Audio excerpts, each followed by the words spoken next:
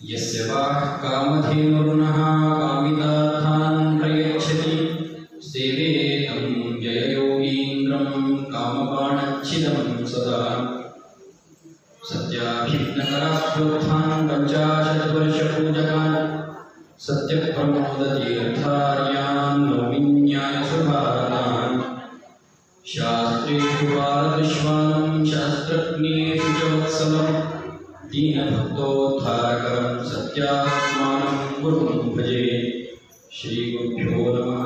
श्रीकृताचार्यगुरुभ्यो नमः। हरि ओम्। गावो माकृतः सन्तु गावो मे सन्तु पृष्ठतः गावो मे हृदये सन्तु गवां मध्ये वसाम्यहम्। श्रीगुरुभ्यो नमः।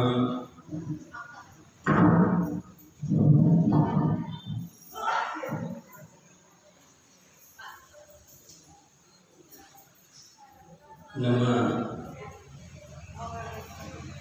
ಜೀವನದಲ್ಲಿ ನಾವು ಯಾವುದೋ ಒಂದನ್ನು ಗುರಿಯನ್ನಾಗಿ ಇಟ್ಟುಕೊಂಡು ನಮ್ಮ ಜೀವನವನ್ನು ನಾವು ಸಾಗಿಸಬೇಕು. ಬರೀ ಊಟ ಉಡುಗೆ ಆಟ ಪಾಠ ಮನೋರಂಜನೆ ಇತ್ಯಾದಿಗಳಲ್ಲಿಯೇ ನಮ್ಮ ಜೀವನವನ್ನು ನಾವು ಸಾಗಿಸಬಾರದು. ಯಾವುದೋ ಒಂದನ್ನು ಗುರಿಯಾಗಿ ಇಟ್ಟುಕೊಂಡು ನಮ್ಮ ಜೀವನವನ್ನು ಸಾಗಿಸಿದಾಗ ನಾವು ಒಂದು ಶ್ರೇಷ್ಠವಾಗಿರ್ತಕ್ಕಂತಹ ಗುರಿಯನ್ನು ಮುಟ್ಟಲಿಕ್ಕೆ ಸಾಧ್ಯ. ಅಂತಹ ಜೀವನವನ್ನು ಸ್ವಲ್ಪೇ ಕಾಲಾವಧಿಯ ಜೀವನವನ್ನು ನಡೆಸಿರತಕ್ಕಂಥವರು ಇಂದಿನ ಆರಾಧ್ಯ ಗುರುಗಳಾಗಿರತಕ್ಕಂತಹ ಶ್ರೀಮಠ್ ಟೀಕಾಕೃಪಾದರು.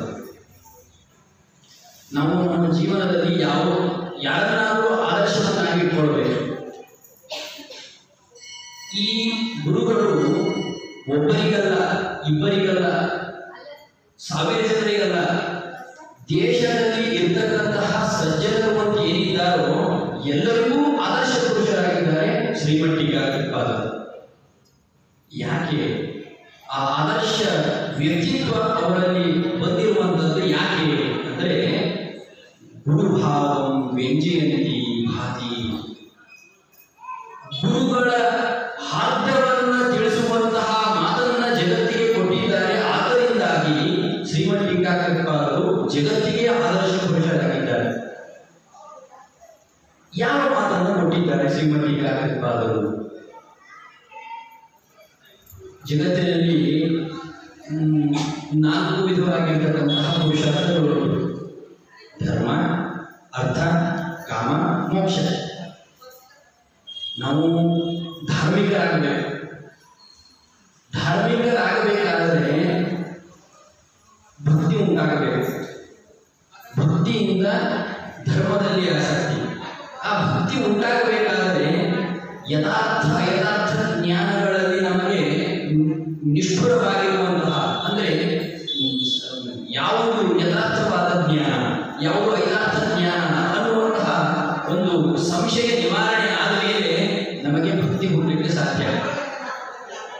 ನೋಡ್ರಿ, ಯಾರೋ ಒಬ್ಬರು ವ್ಯಕ್ತಿಗಳಿದ್ದಾರೆ, ಅವರು ನಮಗೆ ಸರಿಯಾಗಿರ್ತಕ್ಕಂತಹ ವಿಚಾರವನ್ನು ನಮಗೆ ಹೇಳ್ತಾರೆ ಅಂದಾಗ ಮಾತ್ರ ಅವರಲ್ಲಿ ನಾವು ವಿಶ್ವಾಸ ಮಾಡಲಿಕ್ಕೆ ಸಾಧ್ಯ.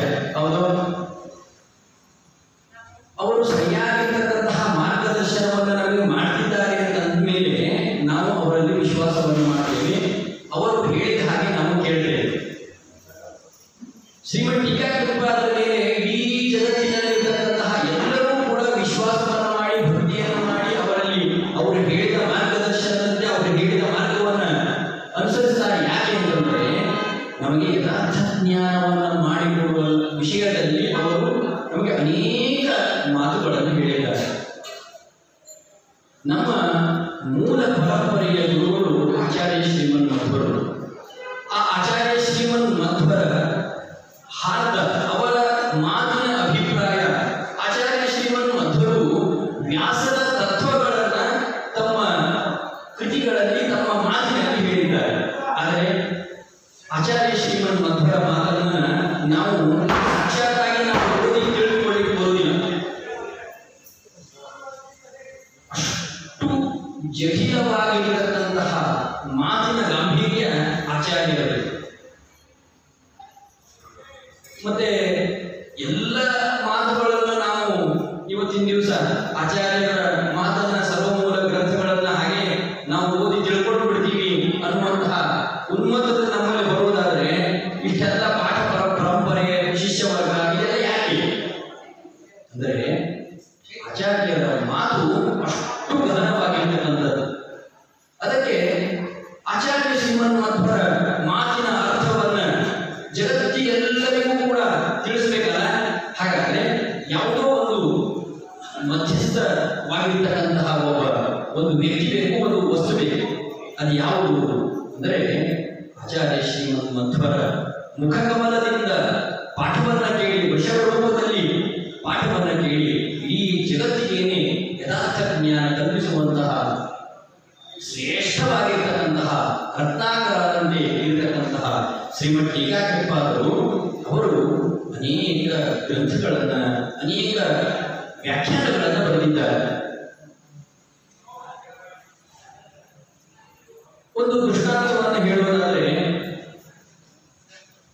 ವ್ಯಾಸ ಮಹರ್ಷಿಗಳು, ವೇದವ್ಯಾಸ ದೇವರು 564 ಬ್ರಹ್ಮಸೂತ್ರಗಳನ್ನು ರಚನೆ ಮಾಡಿದರು. ಆ ರಚನೆ ಮಾಡಿರ್ತಕ್ಕಂತಹ ಬ್ರಹ್ಮಸೂತ್ರಕ್ಕೆ ಅರ್ಥ ಆಗಬೇಕು, ಅರ್ಥವನ್ನು ಮಾಡಿಕೊಂಡು ಜ್ಞಾನವನ್ನು ಪಡೆದುಕೊಳ್ಳಬೇಕು. ಜ್ಞಾನ ಏನೇನೋ ಪರಮಪದಂ, ಭಗವಂತನ ಅನುಗ್ರಹವನ್ನು ಪಡೆಯಬೇಕು. ಹಾಗಾದ್ರೆ ಆ ಅರ್ಥ ಆಗಬೇಕಾದ್ರೆ ಏನ್ ಮಾಡಬೇಕು ಅಂತ ಕ್ವಶನ್ ಬಂತು.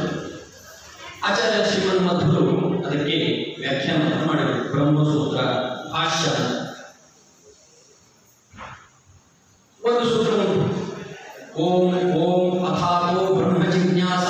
ಓಂ ಬ್ರಹ್ಮನನ್ನ ನೀವು ತಿಳಿದುಕೊಳ್ಳಿ, ಬ್ರಹ್ಮನ ಸ್ವರೂಪ ಹೇಗಿದೆ ಅಂತ ಜಿಜ್ಞಾಸೆಯನ್ನ ಮಾಡಿ. ಬ್ರಹ್ಮನ ಸ್ವರೂಪ ಹೇಗಿದೆ, ಬ್ರಹ್ಮ ಸಗುಣನೋ ಅಥವಾ ನಿರ್ಗುಣನೋ, ಬ್ರಹ್ಮನಲ್ಲಿ ಗುಣಗಳು ಇದೆಯೋ ಅಥವಾ ಇಲ್ಲವೋ ಅನ್ನುವಂತಹದ್ದನ್ನು ತಿಳಿದುಕೊಳ್ಳಿ ಹೇಳಿ ಸೂತ್ರವನ್ನು ರಚನೆ ಮಾಡಿದರು. ಅದಕ್ಕೆ ಆಚಾರ್ಯರು ಈ ಸೃಷ್ಟಿ ಸ್ಥಿತಿ ಲಯ ನಿಯಮನ ಜ್ಞಾನಾಜ್ಞಾನ ಬಂಧ ಮೋಕ್ಷಗಳಿಗೆ ಕಾರಣಕರ್ತೃವಾಗಿರತಕ್ಕಂಥವನು ಪರಬ್ರಹ್ಮನೇ ಎಂಬುದಾಗಿ ಆಚಾರ್ಯರು ಭಾಷ್ಯವನ್ನು ಬರೆದರು. ಏನಿದರ ಅರ್ಥ?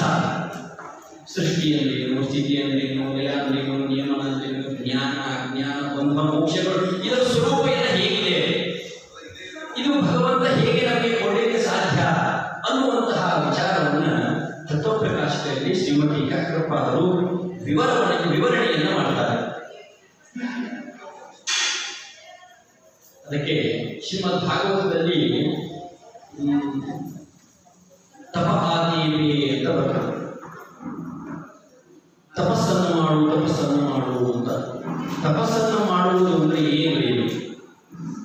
ಎಲ್ಲವನ್ನ ಬಿಟ್ಟು ಭಗವಂತನಲ್ಲಿಯೇ ಮನಸ್ಸನ್ನ ಇಟ್ಟು ಭಗವಂತನ ಸ್ವರೂಪ ಚಿಂತನೆಯನ್ನು ಮಾಡುವುದೇ ತಪಸ್ಸು, ಬೇರೆ ಯಾವುದೂ ಅಲ್ಲ. ತಪಸ್ಸನ್ನು ಮಾಡಿದ್ರೆ ದೊಡ್ಡ 108 ಮನೆಗಳ ಜಪಮಾಲೆಯನ್ನು ಹಿಡಿದುಕೊಂಡು ನಮ್ಮ ಯಾರು ಕೊಡಬೇಡಿ, ಈಗ ಕೆಲವೊಂದಿಷ್ಟು ಕಡೆ ಅವರು 20 ದಿವಸ 15 ದಿವಸ ಹೀಗೆ ಅದು ಅನುಷ್ಠಾನದಲ್ಲಿ ಕೂತಿರ್ತಾರೆ ಅಂತ ಹೇಳ್ತಿರ್ತಾರೆ. ಆ ತರಹ ಅನುಷ್ಠಾನ ಅಲ್ಲ. ತಪಸ್ಸು ಅಂತಂದ್ರೆ ನನ್ನನ್ನ ಮರೆತು ಭಗವಂತನಿಗೆ ಸರ್ವಸ್ವ ಎಂಬುದಾಗಿ ತಿಳಿದುಕೊಂಡು ಆ ಭಗವಂತನಲ್ಲಿ ಮನಸ್ಸನ್ನು ಏನು ಇಟ್ಟು ಅವನ ಧ್ಯಾನ ಮಾಡುವುದೇನಿಲ್ಲ, ಇದು ನಿಜವಾದ ತಪಸ್ಸು. ಅಂತಹ ತಪಸ್ಸನ್ನ ಆ ಗುಡಿಯಲ್ಲಿ ಇದ್ದು ಭಗವಂತನ ಅನುಗ್ರಹವನ್ನು ಪಡೆಯುತ್ತ ಶ್ರೀಮಠ್ ಟೀಕಾಕೃಪಾದರಾಗಿ ಜಗತ್ತಿಗೆ ತತ್ವಜ್ಞಾನವನ್ನು ನೀಡುವಂತಹ ಅನೇಕ ಗ್ರಂಥಗಳನ್ನು ಬರೆದಿದ್ದಾರೆ. ಜ್ಞಾನ ಬರಬೇಕಾದರೆ ಧರ್ಮ ಅರ್ಥ ಕಾಮ ಮೋಕ್ಷಗಳು ನಮ್ಮ ಜೀವನದಲ್ಲಿ ಬೇಕು. ಧರ್ಮವನ್ನು ಆಚರಣೆ ಮಾಡಬೇಕಾದ್ರೆ ಕಾಮ ಇರಬೇಕು. ಎಂತಹ ಕಾಮ ಇರಬೇಕು? ವಿಷಯ ಪದಾರ್ಥಗಳಲ್ಲಿ ಕಾಮ ಇರಬಾರದು. ವಿಷಯ ಪದಾರ್ಥಗಳ ಕಾಮನೆಯನ್ನು ಬಿಟ್ಟು ಭಗವಂತನ ನಾಮಸ್ಮರಣೆಯ ಕಾಮ, ಭಗವಂತನ ಪ್ರಸಾದದ ಕಾಮ, ಭಗವಂತನ ದರ್ಶನದ ಕಾಮ, ಇಂತಹ ಕಾಮಗಳಿರಬೇಕು. ಕಾಮ ಅಂದರೆ ಇಚ್ಛೆ. ಅದಕ್ಕೆ ವಾದರಾಜ ಶ್ರೀಮಚರಣರು ತಮ್ಮ ಒಂದು ಕೃತಿಯಲ್ಲಿ ತಿಳಿಸ್ತಾರೆ. ನನಗೆ ಏನು ಅರಿಷಡ್ ವರ್ಗಗಳು ನಾವೇನು ಕರೀತೀವಿ, ಈ ಅರಿಷಡ್ ವರ್ಗಗಳು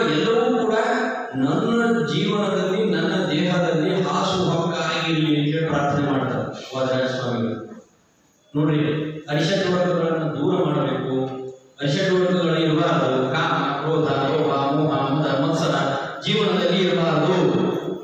ಈ ಜೀವನದಲ್ಲಿ ಎಲ್ಲ ಅರಿಷಡ್ವರ್ಗಗಳು ಜೀವನದಲ್ಲಿ ಇದ್ದರೆ ಇವನು ಹಾಳಾಗಿ ಹೋಗ್ಬಿಡ್ತಾನೆ, ಭಗವಂತನ ಪ್ರಸಾದವನ್ನು ಹೊಂದಲಿಕ್ಕೆ ಆಗುದಿಲ್ಲ ಅಂತ ಹೇಳ್ತಾರೆ. ಆದರೆ ಶ್ರೀ ವಾದರಾಜ ಶ್ರೀಮತ್ ಶರಣರು ಈ ಅರಿಷಡ್ವರ್ಗಗಳೇನಿದೆಯಲ್ಲ ಇದೆಲ್ಲವೂ ಕೂಡ ನನ್ನ ಜೀವನದಲ್ಲಿ ನನ್ನ ಹತ್ತಿರನೇ ಇರಲಿ, ನನ್ನಲ್ಲಿ ಮನೆಯನ್ನು ಮಾಡಿಕೊಂಡು ಇರಲಿ ಅಂತ ಹೇಳ್ತಾರೆ.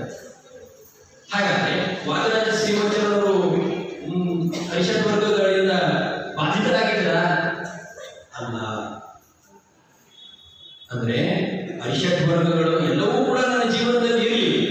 ಹೇಗೆ ಇರಲಿ ಅಂತಂದ್ರೆ ಧರ್ಮ, ಇನ್ನು ಕಾಮ, ಕ್ರೋಧ, ಲೋಭ, ಮದ, ಮತ್ಸರ ಇದೆಲ್ಲವೂ ಕೂಡ ನಿನ್ನ ದರ್ಶನದಲ್ಲಿ, ನಿನ್ನ ನಾಮಸ್ಮರಣೆಯಲ್ಲಿ, ನಿನ್ನ ದರ್ಶನದಲ್ಲಿ, ನಿನ್ನ ಪ್ರಸಾದದ ಭಕ್ಷಣೆಯಲ್ಲಿ, ನನ್ನ ಜಿಹ್ವಾ ಚಾಪಲ್ಯ ಇರಲಿ. ಯಾವುದರಲ್ಲಿ ಜಿಹ್ವಾ ಚಾಪಲ್ಯ ಇರಲಿ ಅಂದ್ರೆ ನಿನ್ನ ನೈವೇದ್ಯದ ಪ್ರಸಾದವನ್ನು ಸ್ವೀಕರಿಸುವ ವಿಚಾರದಲ್ಲಿ ನನ್ನ ಜಿಹ್ವಾ ಚಾಪಲ್ಯ ಇರಲಿ ಅಂತ ಹೇಳ್ತಾರೆ ವಾದರಾಜ ಶ್ರೀಮತ್ ಶರಣರು. ಅಂದ ಮೇಲೆ ಈ ಕಾಮ, ಕ್ರೋಧ, ಲೋಭ, ಮೋಹ, ಮದ, ಮತ್ಸರ ಇವೆಲ್ಲವೂ ಕೂಡ ಜೀವನದಲ್ಲಿ ಇರಬೇಕು. ಹೇಗಿರಬೇಕು ಅಂತಂದ್ರೆ ಭಗವಂತನ ಅನುಗ್ರಹವನ್ನು ಮಾಡುವಂತಹ ಷಡ್ವರ್ಗಗಳು ನಮ್ಮಲ್ಲಿ ಇರಬೇಕು. ಅರ್ಥ ಇರಬೇಕು. ಅರ್ಥ ಹೇಗಿರಬೇಕು ಅಂತಂದ್ರೆ ಶ್ರೀಮಠಿಕಾದಲ್ಲಿ ಇದೆಲ್ಲವೂ ಇತ್ತು. ಅವರು ಧಾರ್ಮಿಕರಾಗಿದ್ದರು, ಕಾಮವೂ ಕೂಡ ಅವರಲ್ಲಿ ಇತ್ತು, ಅರ್ಥ ಇತ್ತು. ರಾಜರು ಇಡೀ ರಾಜ್ಯಗಳಿಗೆ, ಆ ಮಕ್ಕಳ ವೇಳೆಗೆ ರಾಜರು ಅಷ್ಟು ಅರ್ಥಗರ್ಭಿತವಾಗಿರ್ತಕ್ಕಂತಹ ವಂಶಸ್ಥರು.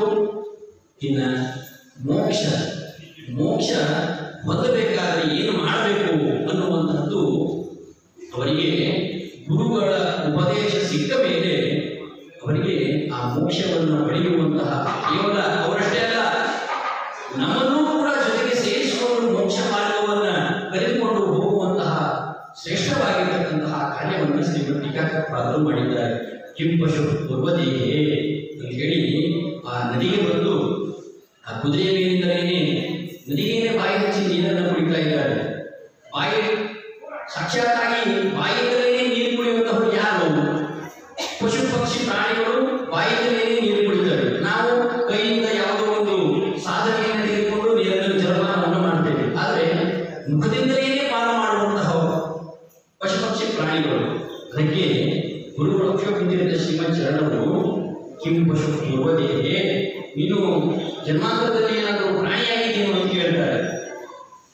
ಆಗ ಅವರಿಗೆ ಜನ್ಮಾಂತರದಲ್ಲಿ ಅವರು ಪ್ರಾಣಿಯಾಗಿ ಅಂದರೆ ವೃಷಭದಲ್ಲಿ ಶ್ರೀಮಠ್ ಆನಂದ ತೀರ್ಥ ಭಗವತ್ಪಾದಾಚಾರ್ಯರ ಮಹತ್ವದಿಂದ ಶಾಸ್ತ್ರವನ್ನು ಶ್ರವಣ ಮಾಡಿದ್ದಾರೆ. ಆ ಶ್ರವಣ ಮಾಡಿರ್ತಕ್ಕಂತಹ ಜನ್ಮಾಂತರದ ಸ್ಮರಣೆ ಬಂದಿದೆ. ಹಾಗಾದರೆ ತಕ್ಷಣದಲ್ಲಿಯೇ ವೈರಾಗ್ಯ ಬಂದಿದೆ, ಗುರುಗಳಲ್ಲಿ ಭಕ್ತಿ ಬಂದಿದೆ. ಹಾಗಾದರೆ ನಾನು ಮೋಕ್ಷವನ್ನು ಹೊಂದುವಂತಹ ಸಾಧನೆಯನ್ನು ಮಾಡಬೇಕು, ಮೋಕ್ಷವನ್ನು ಕೊಡುವಂತಹ ಶಾಸ್ತ್ರವನ್ನು ನಾನು ರಚನೆ ಮಾಡಬೇಕು. ಜಗತ್ತಿನಲ್ಲಿ ಇರತಕ್ಕಂತಹ ಎಲ್ಲರೂ ಕೂಡ ಅಜ್ಞಾನ ಆಗುತ್ತರಾಗಿದ್ದಾರೆ. ಇವರಿಗೆಲ್ಲರೂ ಕೂಡ ಶ್ರೇಷ್ಠವಾಗಿರ್ತಕ್ಕಂತಹ ಜ್ಞಾನವನ್ನು ನಾನು ಗುಣಪಡಿಸಬೇಕು ಅನ್ನುವಂತಹ ದೃಷ್ಟಿಯಲ್ಲಿ ಶ್ರೀಮಠ್ ಟೀಕಾಕೃತ್ಪಾದರು ತಕ್ಷಣದಲ್ಲಿಯೇ ಯತ್ಯಾಶ್ರಮವನ್ನು ಸ್ವೀಕಾರ ಮಾಡಿದ್ದಾರೆ. ಯತ್ಯಾಶ್ರಮವನ್ನು ಸ್ವೀಕಾರ ಮಾಡಿ ಮತ್ತೆ ಆಳಂದ ವಿಶ್ವವಿದ್ಯಾಲಯದಲ್ಲಿ ಮತ್ತೆ ಹಗಲಿನಲ್ಲಿ ಅಲ್ಲಿ ವಾಚ್ಮನ್ ಆಗಿ ಕೆಲಸವನ್ನು ಮಾಡಿ ರಾತ್ರಿಯಲ್ಲಿ ಎಲ್ಲ ಯಾವ್ಯಾವ ಗ್ರಂಥಗಳಿದೆ ಆ ಎಲ್ಲ ಗ್ರಂಥಗಳನ್ನು ಅಧ್ಯಯನ ಮಾಡುವಂಥದ್ದು. ಆ ಅನೇಕ ತಿಂಗಳುಗಳ ಕಾಲ ಅಲ್ಲಿ ಅಧ್ಯಯನವನ್ನು ಮಾಡಿಕೊಂಡು ಬಂದು ಆ ಗುಹೆಯಲ್ಲಿ ಕುಳಿತುಕೊಂಡು ನೋಡ್ರಿ, ನಮಗೆ ವೈರಾಗ್ಯ ಶ್ರೀಮಠ್ ಟೀಕಾಕೃತ್ಪಾದರಿಗಿರುವ ವೈರಾಗ್ಯ, ನಮಗಿರುವ ವೈರಾಗ್ಯ ಬಹಳ ಅಜಗಜಾಂತರ ವ್ಯತ್ಯಾಸ ಇದೆ. ನಮಗೂ ವೈರಾಗ್ಯ ಇದೆ, ಶ್ರೀಮಠ್ ಟೀಕಾಕೃತ್ಪಾದರಿಗೂ ವೈರಾಗ್ಯ ಇತ್ತು. ಏನ ವೈರಾಗ್ಯದಲ್ಲಿ ವ್ಯತ್ಯಾಸ ಅಂತಂದ್ರೆ ನಮಗೆ ಇರುವ ವೈರಾಗ್ಯ ಅಭಾವ ವೈರಾಗ್ಯ, ಶ್ರೀಮಠ್ ಟೀಕಾಕೃತ್ಪಾದರಿಗೆ ಇರುವ ವೈರಾಗ್ಯ ಭಾವ ವೈರಾಗ್ಯ. ಭಾವ ವೈರಾಗ್ಯ ಅಭಾವ ವೈರಾಗ್ಯಕ್ಕೆ ಏನು ವ್ಯತ್ಯಾಸ ಅಂತಂದ್ರೆ, ಭಾವ ವೈರಾಗ್ಯ ಅಂತಂದ್ರೆ ಎಲ್ಲವೂ ಇದ್ದರೂ ಕೂಡ ಆ ವಿಷಯ ಪದಾರ್ಥಗಳಲ್ಲಿ ಆಸಕ್ತಿ ಇಲ್ಲದೆ ಇರುವಂತಹದ್ದು ಇದು ಭಾವ.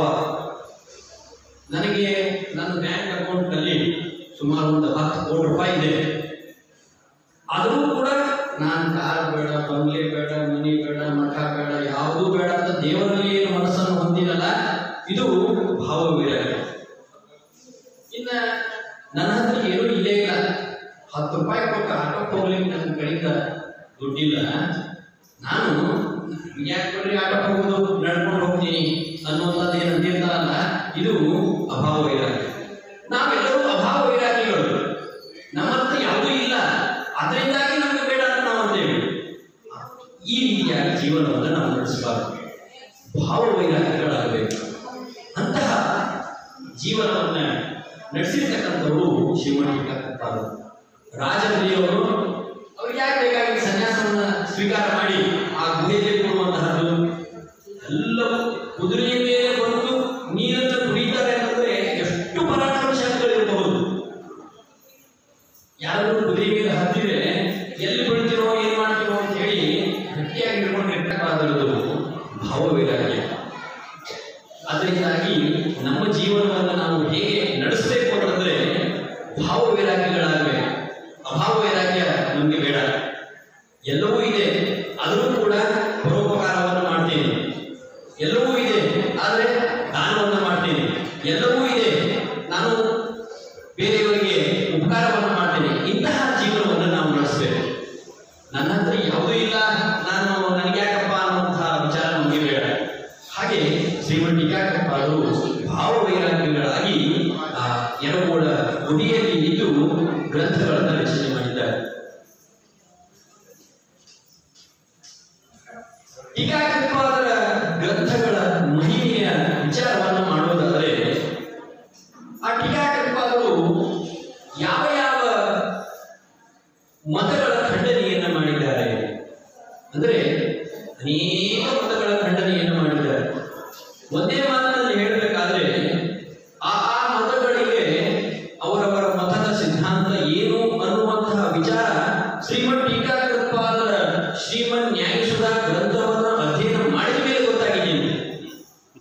ನಮ್ಮ ಸಿದ್ಧಾಂತದಲ್ಲಿ ಈ ರೀತಿಯಾಗಿ ಪೂರ್ವಪಕ್ಷಿ ಇದೆಯಾ, ನಮ್ಮ ಸಿದ್ಧಾಂತ, ನಮ್ಮ ಪೂರ್ವಾಚಾರರು ಈ ರೀತಿಯಾಗಿ ಸಿದ್ಧಾಂತವನ್ನು ರಚನೆ ಮಾಡಿದ್ದಾರಾ ಅನ್ನುವಂತಹದ್ದು ಶ್ರೀಮಠ ಟೀಕಾಕೃತ್ಪಾದರ ಗ್ರಂಥದ ಅಧ್ಯಯನ ಅಥವಾ ಅದರ ಪ್ರವಚನವನ್ನು ಕೇಳಿದ ಮೇಲೆ ಅನೇಕ ಮತದವರು ನಮ್ಮ ಸಿದ್ಧಾಂತ ಇದು ಹೌದು ಇರಬಹುದೇನೋ ಅಂತ. ನಾವು ಮಧ್ವಾಚಾರ್ಯರ ಅನುಯಾಯಿಗಳು ಮಧ್ವ ಸಿದ್ಧಾಂತವನ್ನು ಅಧ್ಯಯನ ಮಾಡ್ತೇವೆ, ಸರಿ.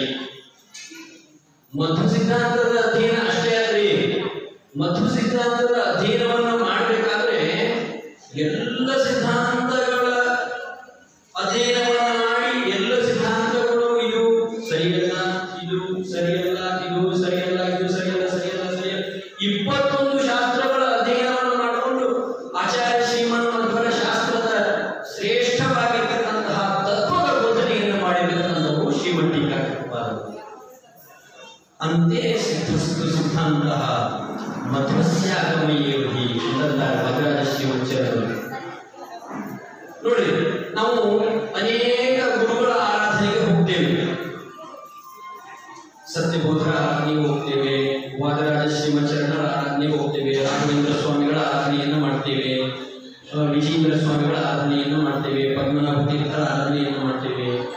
ಪದ್ಮನಾಭ ತೀರ್ಥರು ಆಚಾರ್ಯ ಶ್ರೀಮನ್ ಮಧ್ವರ ಸಾಕ್ಷಾತ್ ಶಿಷ್ಯರು. ಇನ್ನು ಉಳಿದ ಎಲ್ಲ ಯತಿ ಪರಂಪರೆಯ ಗುರುಗಳ ಆರಾಧನೆಯನ್ನು ಮಾಡ್ತೇವೆ. ಅವರೆಲ್ಲರೂ ಅನೇಕ ಗ್ರಂಥಗಳ ರಚನೆಯನ್ನ ಮಾಡಿದ್ದಾರೆ. ಆ ಎಲ್ಲ ಗ್ರಂಥಗಳ ರಚನೆಯನ್ನ ಮಾಡಿದ ಮೇಲೆ ಅವರಿಗೆ ಒಂದು ಮಾತನ್ನ ಕೇಳಿದ್ದಾರೆ, ಎಲ್ಲಿದೆ ಇದರ ಮೂಲ? ನಮ್ಮ ಮಾತಿನ, ನಮ್ಮ ವ್ಯಾಖ್ಯಾನದ ಮೂಲ ಅದು ಶ್ರೀಮಠ ಟೀಕಾಕೃತ್ಪಾದರ ಮಾತು ಅಂತ ಹೇಳ್ತಾರೆ. ಅಂದ್ರೆ ಎಲ್ಲರೂ ತೆಗೆದುಕೊಳ್ಳುವುದು, ನಾವು ಹೇಗೆ ಪ್ರತಿಯೊಂದು ಕೆಲಸದಲ್ಲಿ ಇದು ನಮ್ಮ ಗುರುಗಳ ಅನುಗ್ರಹ, ಶ್ರೀ ಸತ್ಯಾನಂದ ತೀರ್ಥ ಶ್ರೀಪಾದ ಸ್ವಾಮಿ ಗುರುಭ್ಯೋ ನಮಃ ಅಂತ ಹೇಳಿ ಗುರುಗಳನ್ನ ಹೇಗೆ ನಾವು ನಮಸ್ಮರಣೆಯನ್ನು ಮಾಡಿ ಅವರಿಗೆಲ್ಲವನ್ನೂ ಸಮರ್ಪಣೆ ಮಾಡ್ತೇವೆಯೋ, ಹಾಗೆ ರಾಘವೇಂದ್ರ ಸ್ವಾಮಿಗಳು, ವ್ಯಾಸರಾಜರು, ವಾದರಾಜರು, ವಿಜೇಂದ್ರ ಸ್ವಾಮಿಗಳು, ಎಷ್ಟು ಜನ ಗ್ರಂಥಕರ್ತೃಗಳಂತಿದ್ದಾರೆ, ಅವರು ಎಲ್ಲವೂ ತೆಗೆದುಕೊಂಡಿರ್ತಕ್ಕಂತಹ ಒಂದು ಮೂಲ ವಾಕ್ಯ ಅದು ಶ್ರೀಮಠ ಟೀಕಾಕೃತ್ಪಾದರದು. ಶ್ರೀಮಠ ಇಲ್ಲ ಅಂದ ಪಕ್ಷದಲ್ಲಿ ಈ ಎಲ್ಲ ವ್ಯಾಖ್ಯಾನಗಳಿಗೆ ಮೂಲವೇ ಇಲ್ಲ. ಅಂದ್ರೆ ನಾವು ಶ್ರೀಮದ್ ಟೀಕಾಕೃತ್ಪಾದರನ್ನು ಅಷ್ಟು ಶ್ರೇಷ್ಠ ಸ್ಥಾನದಲ್ಲಿ ಉಳಿಸಿದ್ದಾರೆ. ಎಲ್ಲ ಇತಿ ಶ್ರೇಷ್ಠರು. ಯಾವುದೇ ಒಂದು ವ್ಯಾಖ್ಯಾನವನ್ನು ತೆಗೆದುಕೊಳ್ಳಿ, ಅದಕ್ಕೆ ಶ್ರೀಮದ್ ಟೀಕಾಕೃತ್ಪಾದರ ವ್ಯಾಖ್ಯಾನವನ್ನು ಕೊಡ್ತಾರೆ. ಟೀಕಾ ಪಂಕ್ತಿಯಲ್ಲಿ ಈ ರೀತಿಯಾಗಿ ಅರ್ಥ ಇದೆ. ವ್ಯಾಖ್ಯಾನವನ್ನು ಮಾಡಿದರು, 2 ಪೇಜ್ ಮುಖಾಂತರ ವ್ಯಾಖ್ಯಾನವನ್ನು ಮಾಡಿದರು, ಟಿಪ್ಪಣಿ ಬರೆದರು. ಇದು ಶ್ರೀಮದ್ ಟೀಕಾಕೃತ್ಪಾದರ ಟೀಕೆಯಲ್ಲಿರತಕ್ಕಂತಹ ಚಶಬ್ದದಿಂದ ಬಂದ ಅರ್ಥ ಅಂತ ಹೇಳ್ತಾರೆ. ನೋಡಿ, ಒಂದು ಚಶಬ್ದಕ್ಕೆ ಜಯರಾಯರು ಟೀಕಾಕೃತ್ಪಾದರು ಎಷ್ಟು ಅರ್ಥ ಗರ್ಭಿತವಾಗಿ ಆ ಚಶಬ್ದವನ್ನು ಆಡಿದ್ದಾರೆ ಅಂತ.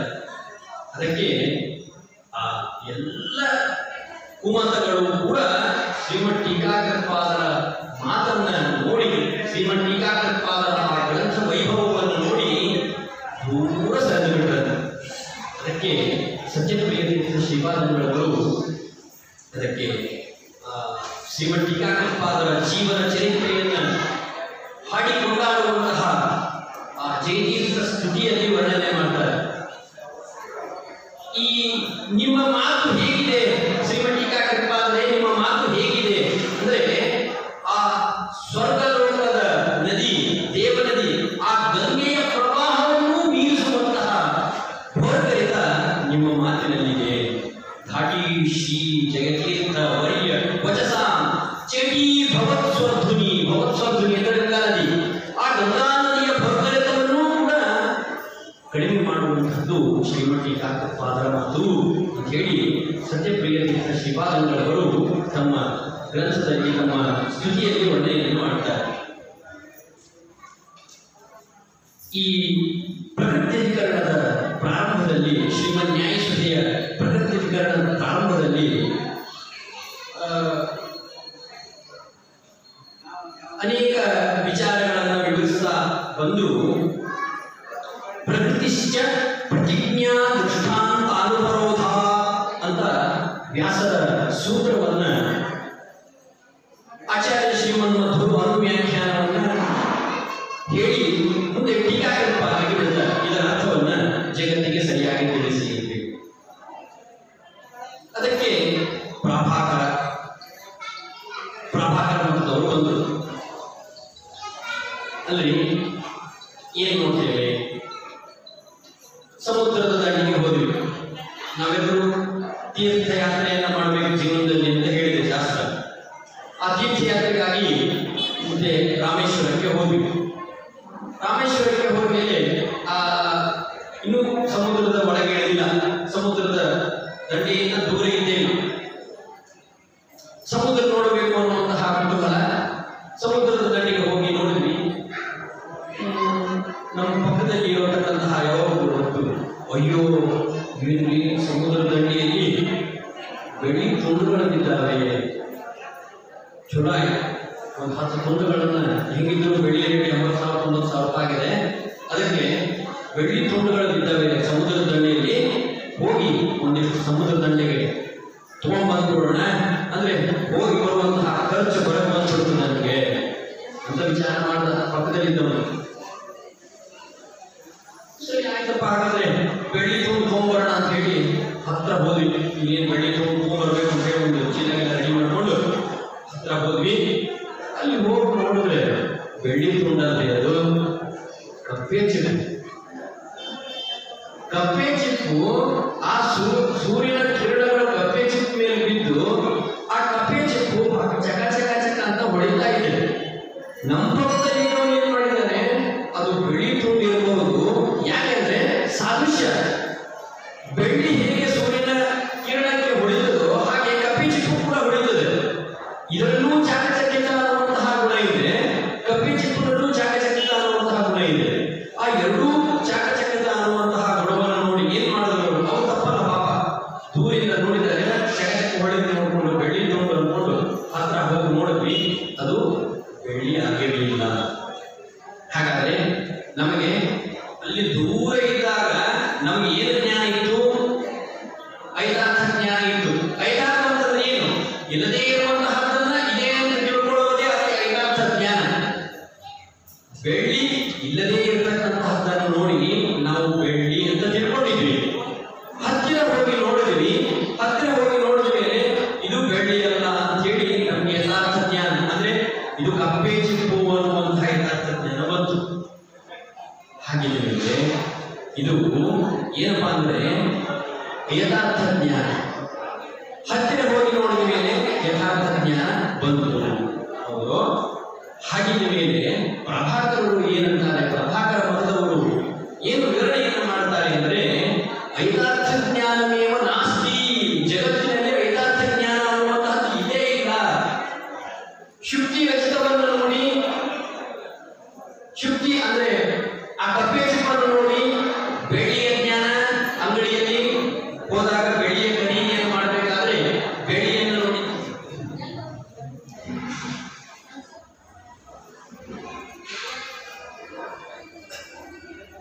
ಇನ್ನೇನು ಮಗಳ ಅಥವಾ ಮಗನ ಮದುವೆಯನ್ನು ಮಾಡಬೇಕು, ಅಳತನ ಮಾಡಲಿಕ್ಕೆ ಬೆಳ್ಳಿ ಲೋಟ ತಂಗಿ ಅಥವಾ 1 kg ಗಟ್ಟಿ ಬಂಗಾರ ಕೊಡಲಿಕ್ಕೆ ಅಥವಾ ಬೆಳ್ಳಿ ಕೊಡಲಿಕ್ಕೆ ಅಂತ ಹೇಳಿ ನಮ್ಮ ಬೆಳ್ಳಿ ಅಂಗಡಿಗೆ ಹೋಗಿದ್ವಿ. ಇಲ್ಲಿ ಚಕಚಕ ಹೊಡೆಯುವಂತಹ ಬೆಳ್ಳಿಯನ್ನು ನೋಡಿದ್ವಿ.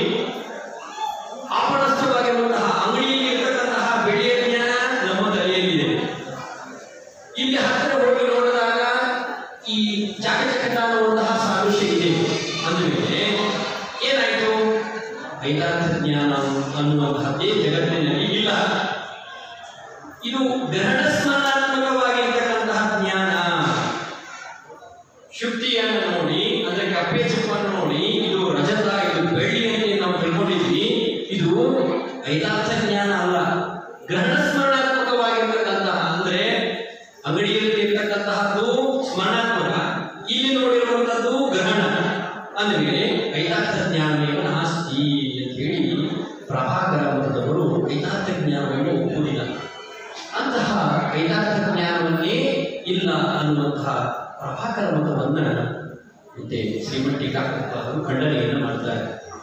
ಐದಾರ್ಥ ಜ್ಞಾನವೇವ ನಾಸ್ತಿ ಅಂತ ಹೇಳಿಬಿಟ್ರೆ ಜಗತ್ತಿನಲ್ಲಿ ವ್ಯವಹಾರವೇ ಕೂಡಲೇ ಹೋಗಬೇಕಾದೀತು ಅಂತ ಶ್ರೀಮಠ್ ಟೀಕಾಕೃತರು ಖಂಡನೆಯನ್ನು ಮಾಡ್ತಾರೆ. ಅದಕ್ಕೆ ಸತ್ಯಪ್ರಿಯ ತೀರ್ಥ ಶ್ರೀಪಾದಂಗಳವರು ಅವರ ವಾದಕೌಶಲವನ್ನು ನೋಡಿ, ಅವರ ವಾದದ ಜರಿಯನ್ನು ನೋಡಿ ಯಾವ ಯಾವ ಮತಗಳ ಖಂಡನೆಯನ್ನು ಮಾಡಿದ್ದಾರೆ, ಯಾವ ಯಾವ ಮತದ ಖಂಡನೆಯನ್ನು ಮಾಡಿದ ಮೇಲೆ ಅವರು ಏನಾದರು ಅನ್ನುವಂತಹದನ್ನ ಜೈನಿಕ ಸ್ತುತಿಯಲ್ಲಿ ವರ್ಣನೆಯನ್ನು ಮಾಡ್ತಾ ಬಂದು ತಾರ್ಕಿಕ ಮತಂ ಆಭಾಸತ್ವೀಯಾಯ, ಏನು ತರ್ಕ ತರ್ಕ ಅಂತೇಳಿ ಏನು ಕುತರ್ಕದಿಂದಲೇ ಯಾವ ಬ್ರಹ್ಮ ಸ್ವರೂಪ ಇಲ್ಲ, ತರ್ಕದಿಂದಲೇ ಎಲ್ಲವನ್ನ ನಾವು ನೀಗಿಸಬಲ್ಲೆವು ಅನ್ನುವಂತಹ ಏನು ತಾರ್ಕಿಕ ಮತ ಉಂಟಲ್ಲ, ಆ ತಾರ್ಕಿಕ ಮತವನ್ನ ಆಭಾಸತ್ವೀಯ ಅಂದ್ರೆ ಅದು ಶೋಭೆಯನ್ನು ಹೊಂದಲಿಲ್ಲ, ಅದು ದೂರ ಸರಿದು ಹೋಯಿತು. ಪ್ರಭಾಕರ ಪ್ರಕ್ರಿಯಾ ಶೋಭಾಂ ನೈವ ಬಭಾರ, ಅದಕ್ಕೆ ವ್ಯಾಲ್ಯೂ ಅಂದ್ರೆ ಅದಕ್ಕೆ ಒಂದು ಮನ್ನಣೆಯೇ ಸಿಗಲಿಲ್ಲಂತೆ. ನೀ ಐದಾರ್ಥ ಜ್ಞಾನ ಒಪ್ಪುವುದಿಲ್ಲ, ನಡಿ, ಶೋಭಾಂ ನೈವ ಬಭಾರ. ಇನ್ನ ವೈಭಾಷಿಕರು ಬಂದರು. ವೈಭಾಷಿಕ ಯುಕ್ತಯ ದೂರೇ ನಿಹಿತ, ಅವರನ್ನ ದೂರದಿಂದಲೇ ಸರಿಸಿಬಿಟ್ರಂತೆ. ಅದಕ್ಕೆ ವಾಯುಸ್ತುತಿಯಲ್ಲಿ ಅಪಾಸ್ತಂ ರಸೋ ಯೋಷಃ ಅಂತ ಕರೀತಾರೆ. ಒಂದು ವಿಚಾರ ಬರ್ತದೆ ಅಂದ್ರೆ ಜಗತ್ತಿನಲ್ಲಿ ಇರ್ತಕ್ಕಂತಹದ್ದು 6 ರಸಗಳು, 7ನೇ ರಸ ಅನ್ನುವಂತಹದ್ದೇ ಇಲ್ಲ. ಇನ್ನ ಯಾವೊಬ್ಬ ಒಂದು 8ನೇ ರಸ ಇದೆ ನೋಡ್ರಿ, ಇದನ್ನ ಅಂತ ತಗೊಂಡ್ಬಂದಿಲ್ಲ. ಇವತ್ತು ನಾವು ಮಠದಲ್ಲಿ ಜಂಗೀರ್ ಮಾಡಿದೀವಿ. ನೀವು ಎಲ್ಲಾ ಮಠದಲ್ಲಿ ಇರ್ತಕ್ಕಂತಹ ಜಂಗೀರಿನ ರುಚಿ ನೋಡಿರಲ್ಲ, ಆ ಥರ ರುಚಿ ಇದು ಇಲ್ಲ. ಇದು ಒಂದು ಬೇರೆ ವಿಶಿಷ್ಟ ರುಚಿನೇ ಇದೆ ಅಂತ ಹೇಳಿ. ಇದು ಯಾವ್ದಪ್ಪ, ಟಿಕ್ತನೋ ಕಟ್ಟನೋ ಕಷಾಯನೋ, ಯಾವುದು ಮಧುರನೋ ಆಮ್ಲನೋ ಯಾವ್ದಿದು ಅಂತ ಹೇಳಿದ್ರೆ ಇದು ಯಾವುದೂ ಅಲ್ರಿ, ಇದು ಯಾವುದೋ ಒಂದು, ಇದು ಎಲ್ಲಾನು 6 ರಸಗಳನ್ನು ಮೀರಿರ್ತಕ್ಕಂಥ ಒಂದು ರಸ ಇದೆ ಇದರಲ್ಲಿ ಅಂತ ಹೇಳಿದ್ರೆ ಹೋಗೋ ಮಾರಾಯ ಅಂತಿದ್ವಿ. ಯಾಕಂದ್ರೆ ಜಗತ್ತಿನಲ್ಲಿ ಪ್ರಸಿದ್ಧವಾಗಿರ್ತಕ್ಕಂತಹ ರಸಗಳೇ 6. ಏಳನೇ ರಸ ಅನ್ನೋದೇ ಇಲ್ಲ, ಇನ್ನು 8ನೇ ರಸ ದೂರದಿಂದಲೇ ಸಂಸ್ಕೃತಿ. ಹೌದು. ಹಾಗೆ ಶ್ರೀಮಠ್ ಟೀಕಾಕೃತವಾದ ವ್ಯಾಖ್ಯಾನ ಆಚಾರ್ಯ ಶ್ರೀಮನ್ ಮಧ್ವರ ಸಿದ್ಧಾಂತ ಅವರ ಏನು ಆ ಜ್ಞಾನದ ಕೌಶಲ್ಯ, ಜ್ಞಾನದ ಪರಂಪರೆ ಇದೆಯಲ್ಲ, ಇದಕ್ಕೆ ಹತ್ತಿರ ಬರ್ತಕ್ಕಂತಹ ಸಿದ್ಧಾಂತಗಳು ಅಂತ ಏನು ಬಂದಿದೆಯಲ್ಲ, ಇದೆಲ್ಲವೂ ಹೇಗಿದೆ ಅಂತಂದ್ರೆ ಅಪಾಸ್ತಮ 8ನೇ ರಸದಂತೆ ಇವುಗಳನ್ನೆಲ್ಲವನ್ನೂ ಆಚಾರ್ಯರು ದೂರ ಸರಿಸಿದರಂತೆ ಹೇಳಿ ಸಂಕರಮುಖ ಅನೇಕ ಸಿದ್ಧಾಂತದ ಪ್ರವರ್ತಕರಿದ್ದಾರೆ. ಈ ಸಂಕರಮುಖ ಅಂತಂದ್ರೆ ಸಂಕರನೇ ಮೊದಲಾಗಿರ್ತಕ್ಕಂಥವರು. ಸಂಕರ ಇನ್ನ ಅನೇಕ ಸಿದ್ಧಾಂತಗಳು ಬರುತ್ತೆ. ಆ ಎಲ್ಲ ಸಿದ್ಧಾಂತವನ್ನು ಸಿದ್ಧಾಂತ ಅಂತ ಹೇಳಿ ಬರುವುದಿಲ್ಲ. ಯಾಕೆ ಅಂದ್ರೆ ಸಿದ್ಧವಾದ ಮೇಲೆ ಅಂತ ಸಿದ್ಧ ಆದ್ಮೇಲೆ ಸಿದ್ಧಾಂತ ಆಗತ್ತೆ. ಆದ್ರೆ ಇದು ಯಾವುದಕ್ಕೂ ಅಂತ ಸಿದ್ಧ ಆಗೇ ಇಲ್ಲ. ಯಾವುದೋ ಒಂದು ಮತಗಳು ಅಂತ ಇಟ್ಕೊಳ್ಳೋಣ. ಆ ಅನೇಕ ಮತಗಳನ್ನ ಖಂಡನೆಯನ್ನು ಮಾಡಿ ಆಚಾರ್ಯ ಶ್ರೀಮಂತರು ಮಧ್ವ ಸಿದ್ಧಾಂತವನ್ನು ರಚನೆ ಮಾಡಿಕೊಂಡ್ರು. ಆ ಮಧ್ವ ಸಿದ್ಧಾಂತವನ್ನ ಹಿಡಿದುಕೊಂಡು ಅದಕ್ಕೆ ಬಿಡಬ್ಯಾಡಿ ಬಿಡಬ್ಯಾಡಿ ಬಿಟ್ಟು ಕೆಡಬ್ಯಾಡಿ ಕೆಡಬ್ಯಾಡಿ. ಆಚಾರ್ಯ ಶ್ರೀಮನ್ ಮಧ್ವರ ಸಿದ್ಧಾಂತವನ್ನ ಯಾರು ಬಿಡ್ತೀರೋ ಅವರು ಅಧರ್ಮತನಕ್ಕೆ ಬಿಡ್ತೀರಾ. ಅದಕ್ಕೆ ಆಚಾರ್ಯ ಶ್ರೀಮನ್ ಮಧ್ವರ ಈ 3ನೇ ಅವತಾರ ಏ ಅಮಂಭಾವಂ ತೃತೀಯಂ ಭಜಂತೆ ಸುರಮುಖ ಸುಜನಾರಾಧಿತಂ. ಎಲ್ಲ ನಾವಲ್ಲಿ ವಾಯುದೇವರನ್ನ ನಾವೊಬ್ಬರೇ ಅಲ್ಲ, ಸುರಮುಖ ಸುಜನಾರಾಧಿತಂ. ಎಲ್ಲ ದೇವತೆಗಳು ಕೂಡ ಪ್ರತಿನಿತ್ಯದಲ್ಲಿಯೂ ಕೂಡ ಪ್ರತಿ ಕ್ಷಣದಲ್ಲಿಯೂ ಕೂಡ ವಾಯುದೇವರ 3ನೇ ಅವತಾರವಾಗಿರತಕ್ಕಂತಹ ಈ ಆಚಾರ್ಯ ಶ್ರೀಮನ್ ಮಧ್ವರ ಸ್ಮರಣೆಯನ್ನ ಮಾಡ್ತಾರಂತೆ. ಆಚಾರ್ಯರ ಶಾಸ್ತ್ರದ ಶ್ರವಣವನ್ನ ಮಾಡ್ತಾರಂತೆ. ಅಯ್ಯೋ, ನಮ್ಗೆ ಯಾಕೆ ಭೂಲೋಕದಲ್ಲಿ ಆಚಾರ್ಯ ಶ್ರೀಮನ್ ಮಧ್ವರ ಶಿಷ್ಯರಾಗಿ ಅವರ ಶಾಸ್ತ್ರವಾದ ಶ್ರವಣವನ್ನು ಮಾಡಲಿಕ್ಕೆ ನಮಗೆ ಅಧಿಕಾರವನ್ನ, ಅಂದ್ರೆ ನಮಗೆ ದೇಹವನ್ನು ಕೊಡಲಿಲ್ಲ ದೇವರು ಅಂತ ಹೇಳಿ ಪರಿಣಿಸ್ತಾರೆ. ಅದಕ್ಕೆ ಅಹರೋ ಪುರಾಗಮನ ಸ್ವಗೋಗಣೈ ಅಕರೋ ಬಂದ ಗುಣಬಂಧ ದರ್ಶನಂ. ಭಗವಂತನ ಸ್ವರೂಪ ಅಂತ ಏನಿದೆ ಆ ಎಲ್ಲ ಭಗವತ್ ಸ್ವರೂಪದ ಗುಣಗಳನ್ನ ನಮಗೆ ತೋರಿಸ್ರಿ ಅಂತ ಹೇಳಿ ಆಚಾರ್ಯರಲ್ಲಿ ನಾವು ಪ್ರಾರ್ಥನೆಯನ್ನು ಮಾಡ್ತೇವೆ. ನಮ್ಮ ಪ್ರಾರ್ಥನೆ ಸಾಕ್ಷಾತ್ತಾಗಿ ಹೋಗಿ ವಾಯುದೇವರಿಗೆ ಗುರುಗಳಿಗೆ ಅದು ಹತ್ತೋದೇ ಇಲ್ಲ. ಅದಕ್ಕೆ ನಮ್ಮ ಗುರುಗಳು, ಅವರ ಗುರುಗಳು, ಅವರ ಗುರುಗಳು, ಹೀಗೆ ಪರಂಪರೆಯಿಂದ ಹೋಗಿ ನಾವು ನಮ್ಮ ಮೂಲ ಗುರುಗಳನ್ನ ನಾವು ಸ್ಪರ್ಶಿಸಬೇಕು. ಆ ಮೂಲ ಗುರುಗಳು ದೇವರಲ್ಲಿ ನಮ್ಮ ಪ್ರಾರ್ಥನೆಯನ್ನ ಸಲ್ಲಿಸ್ತಾರೆ. ಅದಕ್ಕೆ ನೋಡ್ರಿ, ಈಗ ಯಾರೋ ಒಂದು ಪೋಸ್ಟ್ ಹಾಕ್ಬೇಕಾಗಿರ್ತದೆ. ಹಾಕ್ಬೇಕಾದ್ರೆ ಮೊದಲಿಗೆ ನಾವೇನ್ ಹೇಳ್ತೀವಿ, ಅಡ್ರೆಸ್ ಅನ್ನ ಬರೀತೀವಿ. ಅಡ್ರೆಸ್ ಅನ್ನ ಬರೆದ ಮೇಲೆ ಬರೀ ಅಷ್ಟೇ ಅಲ್ಲ, ಆ ಯಾವ ಪೋಸ್ಟ್ ಇದೆ ಆ ಅಂಚೆಯ ವಿಳಾಸವನ್ನ ಆ ಕೋಡನ್ನ ಹಾಕ್ತೀವಿ. ಅಂದ್ರೆ ಅದು ಗುರುಸ್ಥಾನ, ಅದು ಶ್ರೇಷ್ಠ ಸ್ಥಾನ. ಮೊದಲಿಗೆ ಅಲ್ಲಿಗೆ ಹೋಗಿ ತದನಂತರ ಅಲ್ಲಿಂದ ಡಿಸ್ಪ್ಯಾಚ್ ಆಗಿ ನಮ್ಮ ಯಾರು ಕಳಿಸ್ಬೇಕಾಗಿರ್ತೀಯೋ ಅವರಿಗೆ ಹೋಗಿ ಮುಟ್ತದೆ. ನಾವು ಸಾಕ್ಷಾತ್ತಾಗಿ ಕೃಷ್ಣಾರ್ಪಣವಸ್ತು ಪುಣ್ಯ ಇದೆಯಲ್ಲ, ಭಾರತೀಯರ ಮುಖ್ಯ ಪ್ರಾಣ ಅಂತರ್ಗತ ಸೇರಿಸಿದ್ರೇನೆ ಪುಣ್ಯ. ಇಲ್ಲ ಅಂದ್ರೆ ನೀವು ಹೊಳೆಯಲ್ಲಿ ಹುಂಚೆ ಹಣ್ಣು ಕೊಡೋದು ಹಾಗೆ ನೋಡಿ. ಎಷ್ಟೇ ಬೆಳಿಲಿ, 1 ಕ್ವಿಂಟಲ್ 2 ಕ್ವಿಂಟಲ್ 10 ಕ್ವಿಂಟಲ್ 1000 ಕ್ವಿಂಟಲ್ ಹುಂಚೆ ತಗೊಂಡ್ಬಂದು ನಮ್ಮ ಹುಬ್ಬಳ್ಳಿಯ ಮಂಗಲಕೆರೆಯಲ್ಲಿ ತೊಳೆದು ನೋಡ್ರಿ ಸಾರಿಗೆ ಹಾಕಿ ಹುಳಿ ಬರ್ತದೇನೋ, ಬರ್ಲಿಕ್ಕೆ ಸಾಧ್ಯ ಇಲ್ಲ. ಅಂದಮೇಲೆ ಶ್ರೇಷ್ಠವಾಗಿರ್ತಕ್ಕಂತಹ ಪಾತ್ರೆಯ ಸಾಧನವನ್ನೇ ನಾವು ಹೇಗೆ ಸ್ವೀಕಾರ ಮಾಡ್ತೀವಿಯೋ ಹಾಗೆ ನಾವು ಗುರುಗಳ ಆಶ್ರಯವನ್ನು ನಾವು ಮಾಡಿಕೊಳ್ಳಬೇಕು. ಹೀಗೆ ಸಂಕರಮುಖಾಃ ಶ್ರೀಹಾರೇಣ ನತಾಃ ಭಾಸ್ಕರಃ ಶೋಭಾಕರಃ. ಭಾಸ್ಕರಾಚಾರ್ಯರು ಶೋಭೆಯನ್ನು ಹೊಂದಿದರು. ಮಾತಿನ ವರ್ಣನೆಯನ್ನು ಸತ್ಯಪ್ರಿಯ ತೀರ್ಥ ಶ್ರೀಪಾದಗಳು ಮಾಡ್ತಾರೆ. ನಾವು ಜೀವನವನ್ನು ಹೇಗೆ ಮಾಡಬೇಕು ಅಂತಂದ್ರೆ, ಯಾರೋ ಒಬ್ರು ಅಲ್ಲಿ ಕೆಲವೊಂದು ಕಡೆ ದೇವಸ್ಥಾನಕ್ಕೆ ಹೋಗ್ತಾರೆ. ದೇವರ ದರ್ಶನ ಮಾಡಬೇಕಾದ್ರೆ, ದೇವರ ದರ್ಶನ ನಮ್ಗೆ ಆಗಬೇಕು ಅಂತಂದ್ರೆ ಮೊದಲಿಗೆ ಜಯ ವಿಜಯರ ಪ್ರಾರ್ಥನೆಯನ್ನ ಮಾಡಬೇಕು ಅಂತ ಇದೆ. ಜಯ ವಿಜಯರ ಅನುಜ್ಞೆ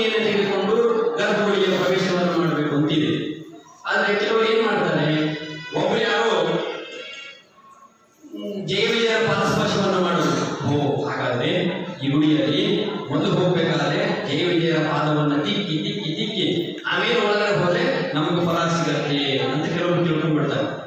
ಹಾಗೆ ಜೀವನವನ್ನು ನಡೆಸಬಾರದು. ಯಥಾರ್ಥ ಜ್ಞಾನದ ಕಡೆಗೆ ನಮ್ಮ ಮನಸ್ಸನ್ನು ಕೊಟ್ಟು ಯಥಾರ್ಥ ಜ್ಞಾನವನ್ನು ಕೊಡುವಂತಹ ಗುರುಗಳ ಪಾದವನ್ನು ಆಶ್ರಯ ಮಾಡಿಕೊಂಡು ಯಥಾರ್ಥ ಜ್ಞಾನವನ್ನು ಹೊಂದುವಂತಹ ಕೆಲಸವನ್ನು ಮಾಡಿದರೆ ಮಾತ್ರ ನಾವು ಜೀವನದಲ್ಲಿ ಒಂದು ಶ್ರೇಷ್ಠವಾಗಿರ್ತಕ್ಕಂತಹ ಜ್ಞಾನವನ್ನು ಪಡೆಯಲಿಕ್ಕೆ ಸಾಧ್ಯ. ಅದಕ್ಕೆ ಒಬ್ಬರು ಯಾತ್ರೆಗೆ ಹೋಗಿದ್ರು, ಕಾಶಿ ಯಾತ್ರೆಗೆ ಹೋಗಿದ್ರು.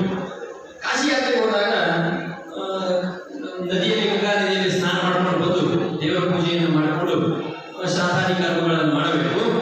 ಮತ್ತೆ ಅವರ ಹತ್ರ ಒಂದು ದೇವರ ಪೆಟ್ಟಿಗೆ ಇದೆ, ಪಂಚಪಾತ್ರ ಉದ್ಧರಣಿ ಇತ್ಯಾದಿಗಳೆಲ್ಲ ಇದೆ.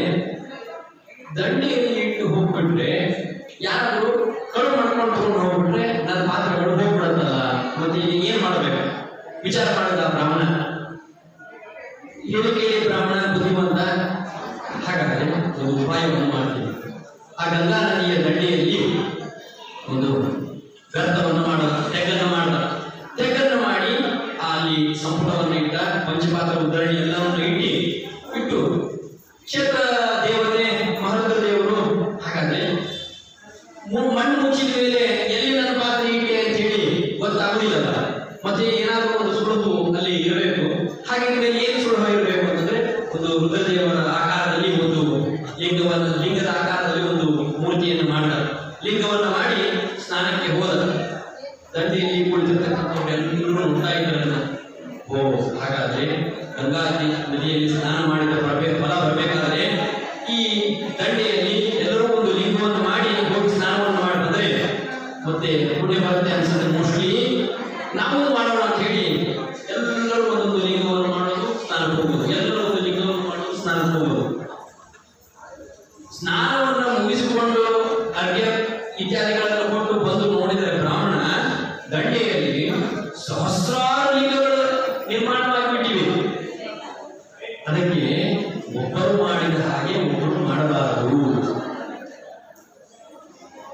ಅಂದ್ರೆ ಯಾರೊಬ್ಬರು ಗತಾನುಗತಿಕೋ ಲೋಕಃ ಲೋಕಃ ಪಾರಮಾರ್ಥಿಕಃ.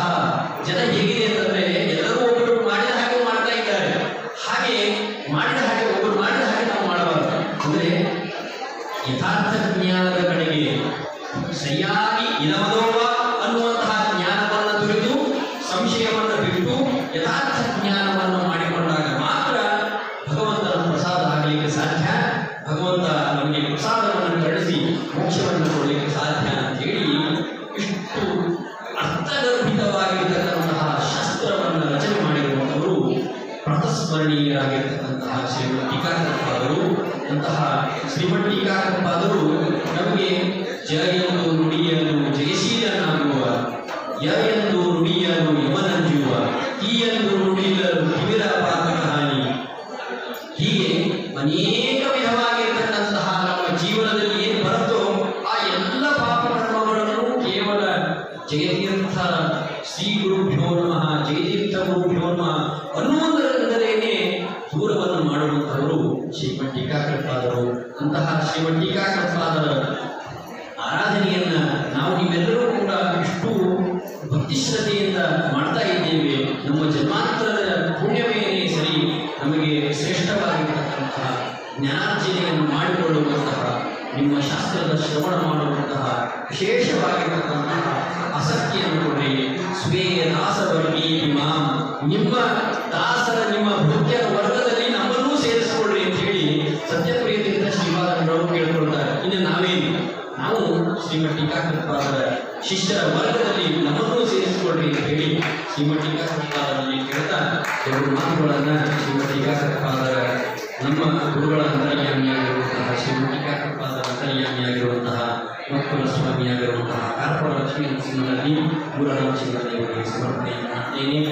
ಈ ಅವಕಾಶವನ್ನು ಕೊಟ್ಟಿರುವಂತಹ ನನ್ನ ಹಿರಿಯ ಪಂಡಿತರಾಗಿರ್ತಕ್ಕಂತಹ ಜಯತೀರ್ಥಾಚಾರ್ಯರು, ಅವರಿಗೆ ಕೂಡ ನಾನು ವಿಶೇಷವಾಗಿ ನಮಸ್ಕಾರವನ್ನು ಸಲ್ಲಿಸ್ತಾ, ವಿಶೇಷವಾಗಿ ಉಪಸ್ಥಿತರಿರತಕ್ಕಂತಹ ಮಧುರಾಜಾಚಾರ್ಯರು ಮತ್ತು ಶ್ರೀರಾಚಾರ್ಯರು, ಗುರುಪ್ರಸಾದಾಚಾರ್ಯರು ಅವರ ಅಭಿವಂದನೆಯನ್ನು ಸಲ್ಲಿಸ್ತಾ, ಕುಳಿತು ಕೇಳಿರತಕ್ಕಂತಹ ತಮಗೆಲ್ಲರಿಗೂ ವಿಶೇಷವಾಗಿ ಟೀಕಾಕೃತ್ಪಾದರು ಜ್ಞಾನ ಸಂಪತ್ತನ್ನು ಕೊಡಿ ಅಂತ ಹೇಳ್ತಾ ಇನ್ನೆರಡು ಮಾತುಗಳನ್ನು ಮುಗಿಸ್ತೀನಿ.